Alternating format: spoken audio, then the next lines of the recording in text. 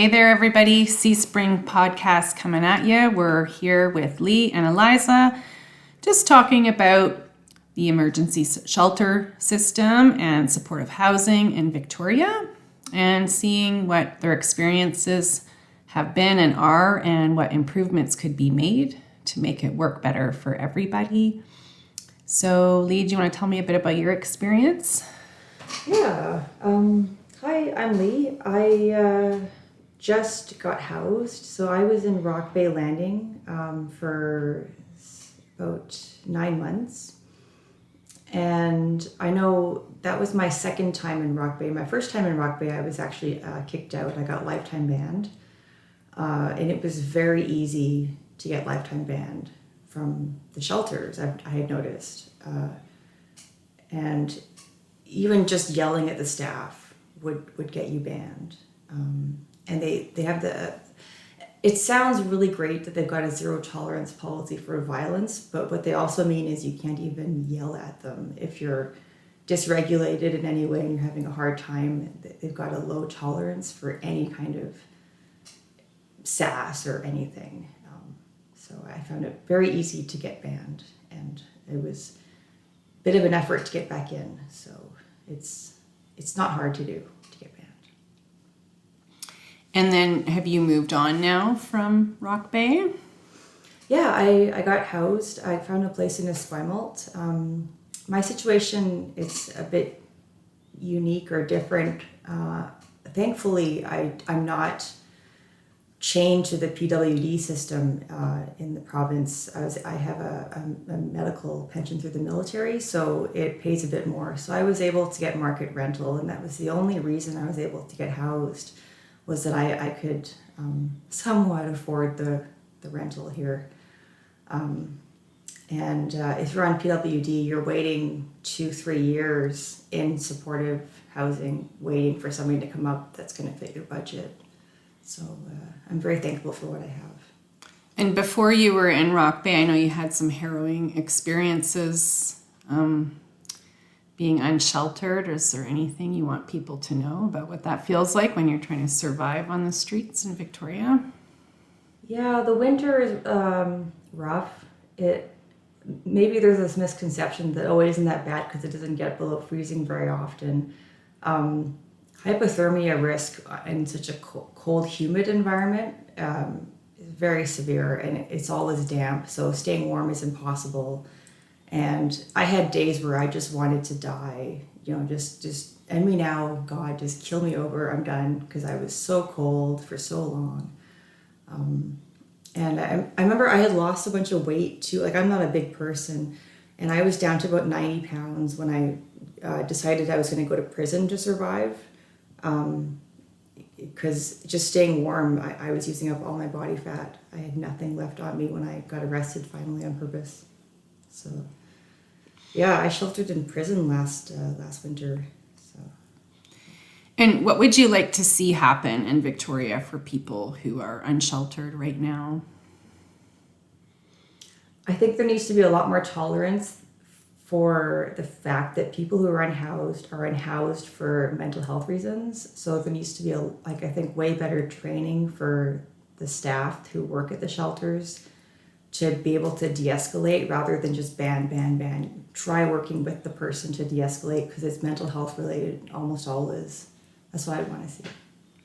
And do you want to speak on how it feels when you're sheltering in a park and you see bylaw pulling up? Yeah. I was able to pack pretty light and kind of just forget about my possessions, and I would pack up my camp every morning. So they didn't bother me, but I certainly witnessed them bothering a lot of other people who were trying to, keep like a homestead going or something if they had any possessions.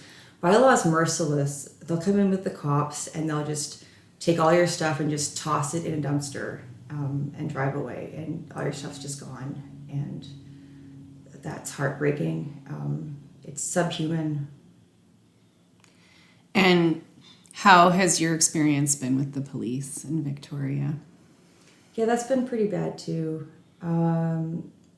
They certainly have people on their shit list. Like, if they know that you're unhoused and the bylaw's on your case, it's almost like they keep tabs on who they're going to harass today, and they'll come around and find you, and they'll find a way to push your buttons. And the police are not very professional a lot of the times I've found.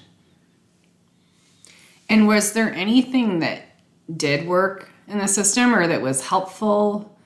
Yeah, once I got into prison, there was a guard who worked with me, and she saw that I needed a lot of assistance in trying to get back into housing again. And this guard kind of went to bat for me. And she was able to make a bunch of phone calls on my behalf to the sheltering system in Victoria to try to get me back into Rock Bay. And without that guard helping me, I would have been released onto the streets again without any housing in the middle of winter again. So that guard went a long way to help me, actually.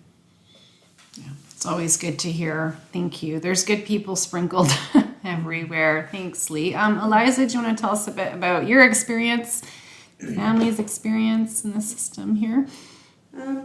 For me, I've been in the system since the pandemic, and it's really hard to find places when you own dogs. So they're like, everywhere you have to have your dog under 30. Well, there's no dog pound under 30, sorry. My dogs are big, large, and so that's how I became into this system, because of my dogs. I won't give them up. So living in the shelter for me is okay, because I keep to myself and I help others. I'm a peer support work too with everyone around me, so I help everyone's issues and help the escalate stuff around me. And the staff, for me, they're pretty nice to me and they're helpful because I ask nicely. It's hard. Depends on how you talk to our staff. They are helpful and they're not helpful. And it is true that they should have a tolerance for when people are freaking out.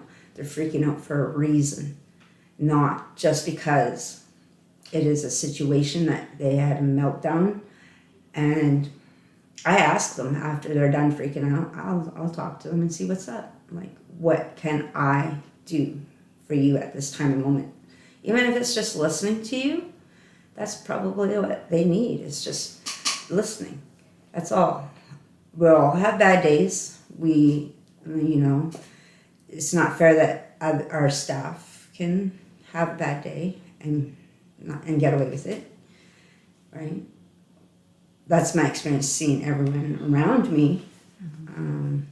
I haven't had that bad experience with them. But with my kids, it was like a struggle. They tend to lose papers. I just found out my son filled up his papers about 10 times now and lost them. So now I filled them out again for him and making sure that he gets the help he needs. And on the streets, they pick and choose who they're going to pick on. They pick on the ones that are quiet and not doing anything. I noticed too, bylaws or securities. The cops just come around and just tell everyone to go, so they all leave. But yeah, they need better rules for everyone to better themselves. Like, we need more places for them to talk and have parent support groups that they are out there. Why can't they have more for people that need it and feel comfortable? And that not just in the lobby. I'm sorry. It needs to be in a room where it's 4 walls and no one else can hear them as they're walking by. That's another thing that is another issue, is no space to talk or hang out and do stuff. It's open. Oh, because rumors fly. Yeah, and it's just like, it's not fair that they only hear part of the story and then they start. So I feel that we need a spot for that and open their minds again. Show them that they have life in them. I tell everyone I care about them. I'm not just my daughter. Everyone knows my daughter's finally living with me in the same building, and that whatnot, and I tell them I love them, and I care for them, and I want the best for them. If you don't have someone, it's me in your corner. It's just, we need to be all cheering, lifting again. Not belittling or thinking we're better than that person. We all have skeletons in the closet. We all had trauma. We all were abused in one way or another. It's not just one tribe or culture or whatever you want to say. It's everyone. And I've seen it and I've heard it throughout my whole entire life. 45 years of my life. Since I was 5 years old, I've watched everything around me. And it's just getting worse and worse. Before it used to be where we all were a community and we all talked to each other and helped each other out. Now it's close your doors, don't talk, don't speak, don't be seen. That's not right. We need to let them have voices again in order to change what we want to change. And everybody wants a positive change, but we need to have more programs, proper programs for everyone. And the government not to rip it out from underneath them after the success that's happening for them. Oh, you're better now, let's take it away. No, you need to keep continuing. It's a continuous thing every day. And I keep telling everyone, 1 moment at a time is all you need to do. 2 tasks a day. That's it. That's all. Nothing more, nothing less. And it makes them feel better. As long as you give them encouragement, you know. For more housing,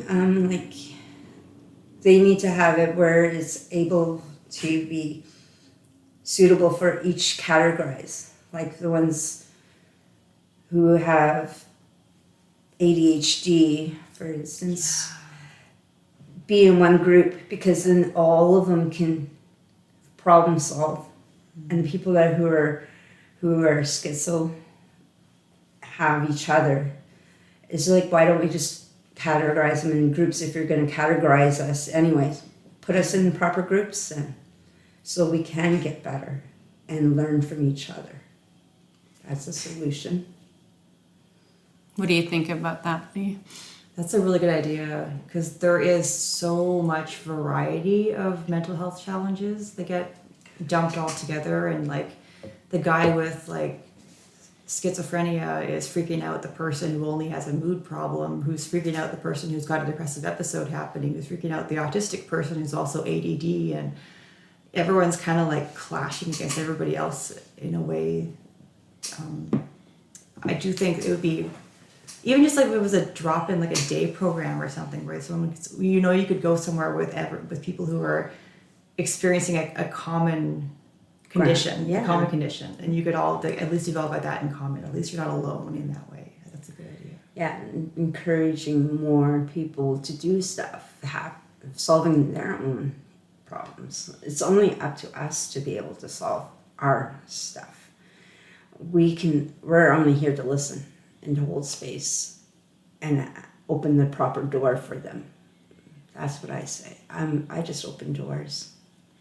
Because so many of the people sheltering in the parks right now that we've spoken to were in shelters, were in housing, and were kicked out of multiple and feel like they can't go back.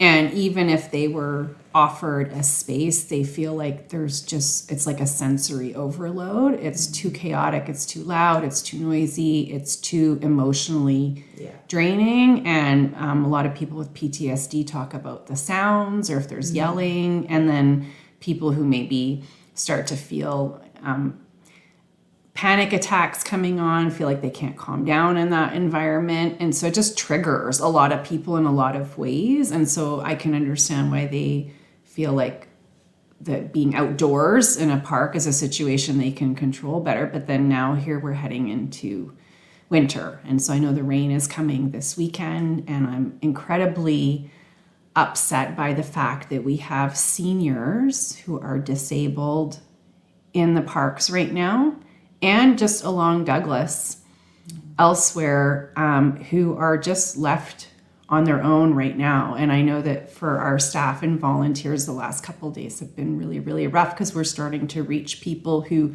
sort of hide away and aren't in the system. And it's filled us with rage and grief and outrage that in Victoria, blocks from the ledge, with all the resources that we have in the city, that we know we have seniors in their 70s and 80s with severe disabilities who are just being left on their own. And I don't understand how we as a society can allow this to happen. But when I speak to them, they say that they find the living conditions in the shelters untenable for their mental health. It's a mixture of everybody in the buildings. Yeah. You have different floors for different reasons. I know, because the first floor is like they have to be kept an eye on. That is why they're on the first level floor. Second is somewhat okay, normal, and then third should be okay, better, right? But it's not. It's all mixed all over the place. And again, it is, no one gets a chance to talk about how they feel, and then they blow up and they don't know how, and then it gets frustrating for them. And it's just like, I'm sorry, but like the drugs, I'm against those. I'd rather you smoke weed or CBD oil is better. It's natural. I'm sorry. I'm for that.